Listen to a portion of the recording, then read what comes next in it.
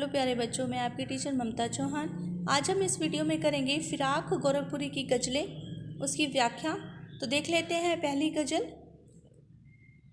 नोरस गुंचे पंखड़ियों की नाजुक गिरह खोले हैं, या उड़ जाने को रंगों वो गुलशन में पर तोले हैं। अब देखो, अगर आपको इनकी मीनिंग्स पता होंगे, शब्दों के अर्थ पता होंगे, तो आप बहुत अच्छे तरीके से कर लोगे। तो लिख दिया है मैंने नीचे, नोरस मैंने होता है नया, नोरस मैंने नया।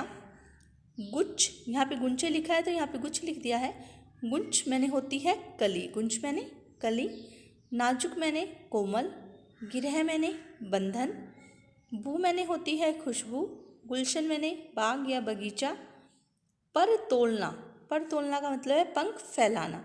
यानी इन शब्दों के अर्थ आपको पता होने चाहिए। अब हमें पता चल गया है कि नोरस मैंने नया होता है, गुंच मैंने कली होती है, नाजुक मैंने गिरह होती है, बू मैंने खुशबू होती है, गुलशन मैंने बाग होता है, और पर तोले यानी पंख फैला कर उड़ना।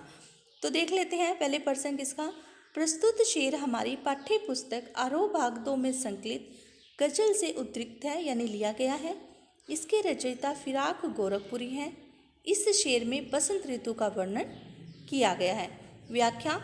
कवि कहता है कि बसंत ऋतु में नए रस से भरी कलियों की कोमल पंखुड़ियों की गांठें खुल रही हैं। अब देखो, नोरस यानी नया, गुंच यानी कली, यानी नई कलियों की पंखड़ियाँ, नाजुक यानी कोमल, गिरह यानी बंधन। कवि क्या कहता है कि बसंत ऋतु में नए रस से भरी कलियों की कोमल पंखड़ियों की गांठें खुल रही हैं। यानी जो कलियां अभी अर्ध विकसित हैं, वो किसका आकार ले रही हैं? रूप का आकार ले रही हैं। वे धीरे धीरे फूल बनने की ओर अग्रसर हैं। या उड़ जाने को रंगों वो गुलशन में पर तोले हैं। और ऐसा प्रतीत होता है, ऐसा लगता है कि रंग और सुगंध दोनों ही आकाश में उड़ जाने के लिए अपने पंखों को फहरा रहे हो, उतावले हो रहे हो, मचल रहे हो। विशेष देख लेते हैं, इसके वर्णन है। विशेष क्या है कि प्रकृति के सौंदर्य का सुंदर वर्णन है, उर्दू फारसी शब्दों का प्रयोग है, प्रसाद गुण है, बिंब योजना है, संदेह अलंकार है, रंग व खुशबू पर मानवीय क्रियाओं के आरोप से मानवीयकरण अलंकार है। इसमें विशेष भी मैंने बहुत छोटे लिख दिए हैं क्योंकि बच्चों को याद ही नहीं होते, और आपको ज़्यादा भी इस पर रटाफिकेशन नहीं करना। सिंपल साधारण प्रकृति के सौंदर्य का वर्णन है, उर्दू फारसी शब्दों का प्रयोग है, प्रसाद गुण है, बिंब योजना है, संदेह अलंकार है, और रंग व खुशबू पर मानवीय क्रियाओं का आरोप है। नेक्स्ट देख लेते हैं। तारे आंखें झपकावे है, जर्रा जर्रा सोए हैं, तुम भी सुनो हो यारो, शब में सन्नाटे कुछ बोले हैं। अब देखो, आंख झपकाने का मतलब क्या होता है? आंख झपकाने का मतलब होता है बंद करना और खोलना बार बार। जर्रा जर्रा, जर्रा जर्रा का मतलब होता है कन कन।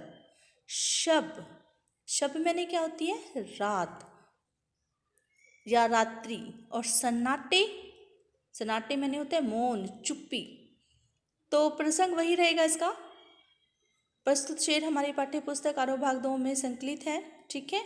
और इसके रचयिता क्या है? फिराक गोरखपुरी हैं। व्याख्या देख लो इसकी। शायर, लेखक, कवि कहता है कि रात ढल रही है, रात बीत रही है।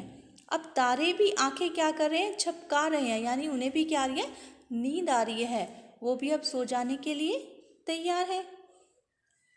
तुम भी सुनो हो यारो, शब में सन्नाटे कुछ बोले हैं। और इस समय सृष्टि का जो कन है, क्या हुआ है? सोया हुआ है।